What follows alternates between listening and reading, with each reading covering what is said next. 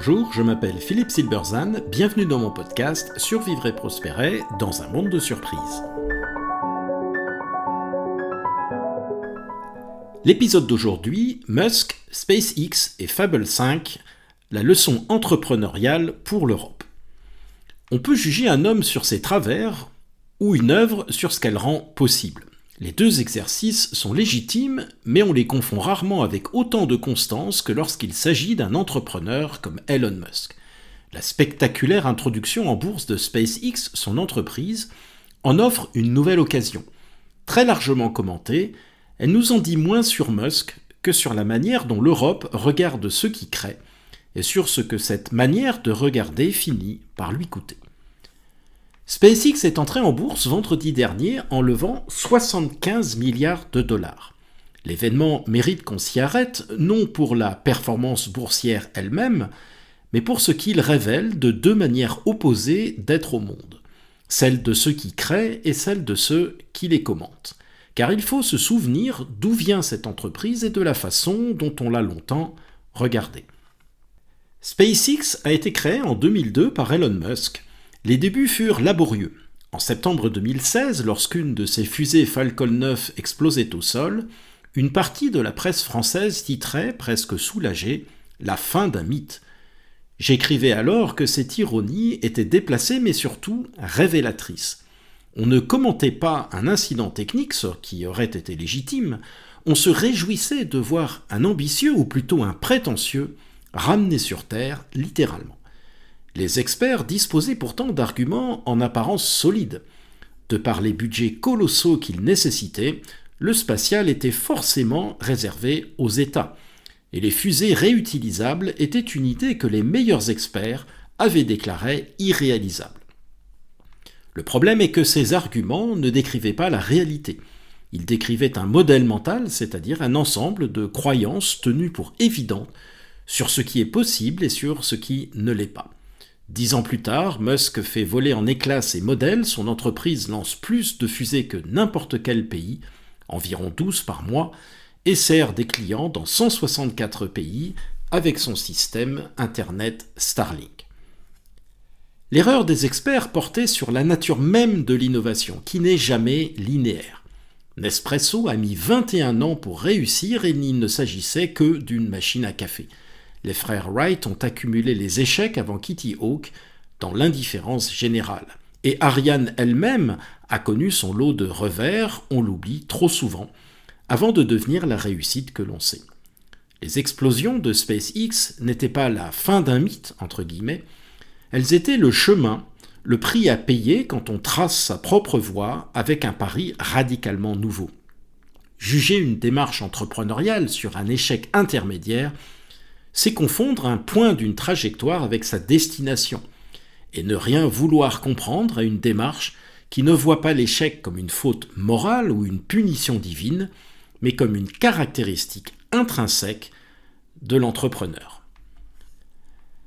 À cette posture d'entrepreneur s'en opposent deux autres. La première est celle du sceptique, qui tient le doute pour une preuve d'intelligence.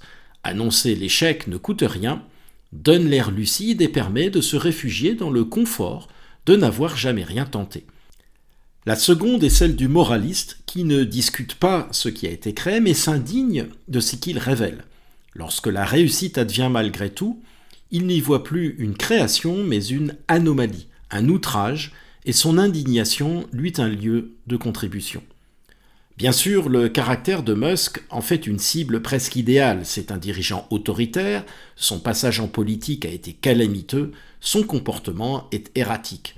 Ses travers sont réels, mais aussi commodes. Ils permettent de condamner l'homme et, dans le même mouvement, de tenir son œuvre pour négligeable. Or, on ne peut exiger d'un homme qu'il réunisse toutes les vertus avant de lui reconnaître ce qu'il accomplit.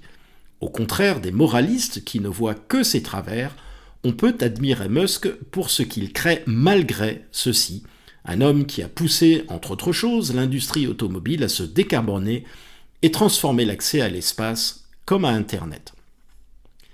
Ces deux postures ont un coût, même s'il reste longtemps invisible. Le sceptique et le moraliste façonnent le regard collectif, et ce regard décourage ceux qui, sans lui, aurait peut-être essayé. Ce coup est pourtant réel et un épisode récent vient de le rendre visible. La semaine dernière, le gouvernement américain a ainsi placé sous contrôle des exportations les 2 modèles d'intelligence artificielle les plus avancés de l'entreprise Anthropic, contraignant celle-ci à en couper l'accès dans le monde entier, y compris pour les Européens qui en dépendaient. La question intéressante n'est pas la décision américaine elle-même qui relève de sa propre logique de puissance. Elle est dans la réaction qu'elle a provoquée de ce côté de l'Atlantique. La découverte soudaine que l'on dépendait entièrement d'une technologie conçue, financée et contrôlée ailleurs, et qu'on pouvait nous en priver du jour au lendemain sans que nous ayons quoi que ce soit à lui opposer. Cette dépendance n'est pas un accident de calendrier. Elle est le résultat différé d'une longue préférence européenne pour le commentaire hostile sur la création et pour la réglementation, et d'une longue hostilité à la figure de l'entrepreneur. Une société qui passe son temps à dénigrer ceux qui entreprennent finit logiquement par décourager les vocations. Elle se retrouve un jour spectatrice de technologies qu'elle ne maîtrise pas, quand la bise fut venue, etc. C'est d'autant plus regrettable que la véritable portée de l'œuvre de Musk dépasse largement l'exploit technique et industriel pourtant gigantesque. C'est ce que j'écrivais également dans un autre article toujours en 2016. Musk nous donne la possibilité de l'optimisme. Il faut mesurer ce que cela signifie dans un monde saturé de récits négatifs et d'appels à la résignation et à la décroissance. Un sentiment s'est installé selon lequel les grands jours seraient derrière nous, qu'il n'y aurait plus grand-chose à inventer, que l'avenir ne pourrait être qu'une gestion de la pénurie et du déclin au nom d'une robustesse qui n'aurait pour ambition que la survie. Ce pessimisme n'est pas nouveau, et il a une caractéristique remarquable. Il s'est toujours trompé. Malthus annonçait ainsi la famine inéluctable à la fin du XVIIIe siècle. Paul Ehrlich la promettait à nouveau en 1970. Entre-temps, la population a été multipliée par 8 et la part de l'humanité vivant dans l'extrême pauvreté n'a cessé de reculer. Ce que démontre Musk, c'est qu'on peut encore rêver de grands projets et surtout qu'on peut se donner les moyens de les réaliser. Le rêve seul, c'est de l'idéalisme, les moyens tout seuls sont de la gestion, c'est leur combinaison qui fait l'entrepreneur. Et c'est elle qui, depuis des milliers d'années, améliore la condition humaine. Elle fait ainsi mentir les prophètes de malheur en rendant possible des choses qui paraissent ridicules à une génération avant de devenir indispensables à la suivante. L'introduction en bourse de SpaceX et l'épisode d'Anthropic repose donc une question ancienne qui concerne l'Europe au premier chef. Toute société dispose en abondance de gens pour douter, juger et s'indigner. Ce sont les postures les moins coûteuses, car elles n'engagent rien et ne s'exposent à aucun démenti. On professe une vertu dont on tire une rente. Ce dont une société manque toujours, ce sont ceux qui acceptent de promettre l'invraisemblable, d'échouer publiquement et de recommencer. Or, rien ne garantit qu'ils émergent. Comme l'a observé l'économiste Deirdre McCloskey, ils ne prospèrent que lorsque la société, par son regard, leur accorde du prestige. Ils dépérissent sinon. L'Europe se demande aujourd'hui comment rattraper son retard technologique et cherche la réponse dans les plans d'investissement et la réglementation. Mais la véritable ligne de partage ne tient ni au budget, ni aux normes, ni au plan piloté par des technocrates. Elle oppose ceux qui entreprennent de transformer le monde à ceux qui se plaisent à en faire la critique. C'est dans l'allocation du prestige, au premier ou au second, que se joue l'avenir d'une société.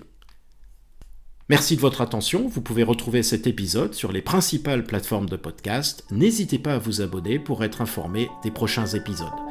À bientôt!